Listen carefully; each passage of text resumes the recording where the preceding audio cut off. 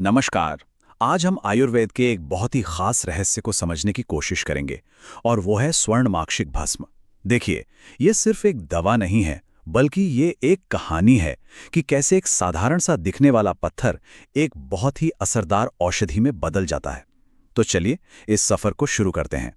तो सोचने वाली बात तो यही है ना, कि आखिर कैसे एक कच्चा खनिज एक पारंपरिक औषधि का रूप ले लेता है। चलिए इस पूरी प्रक्रिया को, इस पूरे ट्रांसफॉर्मेशन को एक एक करके समझते हैं। देखिए, जैसे हर अच्छी चीज की एक रेसिपी होती है, तो इसकी शुरुआत भी इंग्रेडिएंट्स से ही होती है। तो आइए सबसे पहले ये देखते हैं कि इस पुराने फॉर्मूला में आखिर क्या-क्या मिलाया जाता है। और हम कहीं और नहीं बल्कि सीधे सोर्स पर जा रहे हैं। ये जो आप देख रहे हैं, ये रसेंद्र सार संग्रह नाम के एक प्राचीन आयुर्वेदिक ग्रंथ का हिस्सा है।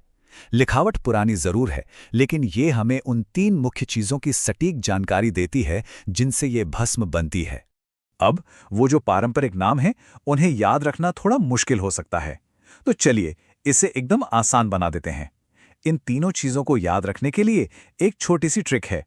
बस ये 3 शब्द याद रखिए: शाइनिंग गोल्डन एलिक्सीर। चलिए इसे और आसान बनाते हैं। शाइनिंग से याद रखना है शुद्ध सुवर्ण माक्षिक, जो हमारा मेन मिनरल है।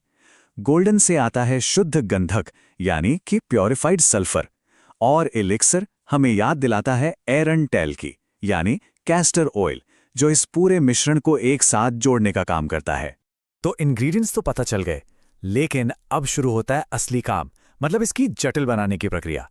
ये सिर्फ चीजों को मिलाना नहीं है, ये एक कच्चे मिनरल से एक महीन पाउडर बनने तक की एक पूरी की पूरी एल्केमिकल जर्नी है। ये प्रोसेस कई स्टेप्स में होता है। सबसे पहले मर्दन, मतलब मुख्य सामग्री को एक साथ पीसा जाता है। फिर कैस्टर ऑयल मिलाकर छोटी छोटी चपटी टिक्कियां बनाई जाती हैं, जिन्हें चक्रिका कहते हैं। इन टिक्कियों को धूप में अच्छे से सुखाने के बाद उन्हें शराब संपुट नाम के मिट्टी के बर्तनों में सील किया जाता है, और फिर आखिर में गजपुट नाम की एक खास भट्टी में इन्हें गर्म किया जाता है। और सुनिए, ये सब सिर्फ एक बार नहीं होता। ये जो नंबर है ना 10, ये बहुत जरूरी है। गरम करने के इस पूरे प्रोसेस को 10 बार दोहराया जाता है, ताकि भस्म एकदम परफेक्ट बन सके। इसी से पता चलता है कि ये प्रक्रिया कितनी सटीक और मेहनत वाली है। तो इतनी मेहनत के बाद जो भस्म तैयार हुई, उसका आखिर इस्तेमाल किस लिए होता है? चलिए आगे बढ़ते हैं और देखते हैं कि कैसे ये पारंपरिक उपयोग और आज के मॉडर्न फार्माकोलॉजिकल एक्शंस के बीच एक पुल का काम करती है। ये टेबल बहुत ही कमाल की चीज दिखाती है कि कैसे पुराना ज्ञान और आज की साइंस एक ही बात पर पहुंच रहे हैं। जैसे एक तरफ पांडु यानी एनीमिया जैसे पारंपरिक उपयोग लिखे हैं, और दूसरी तरफ हेपेटोप्रोटेक्टिव, मतलब लिवर की रक्षा करने वाले गुण। ये देखना सच में बहुत दिलचस्प है कि सदियों पुराने उपयोगों की पुष्टि आज की वैज्ञानिक भाषा में हो रही है। आयुर्वेद में एक और बड़ा ही दिलचस्प कॉन्सेप्ट है अनुपान। ये वो चीज है जिसके साथ दवा दी जाती है ताकि उसका असर बढ़ जाए और शरीर उसे आसानी से सोख ले। स्वर्ण माक्षिक भस्म के केस में अनुपान ज्यादातर शहद होता है। और अब आते हैं सबसे मजेदार हिस्से पर, जहां परंपरा और साइंस का आमना सामना होता है।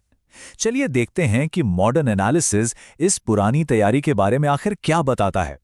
देखिए, जब प्रोसेस शुरू होता है, उससे पहले कच्चे स्वर्णमाक्षिक के कणों का साइज होता है लगभग 5 से 10 माइक्रोमीटर।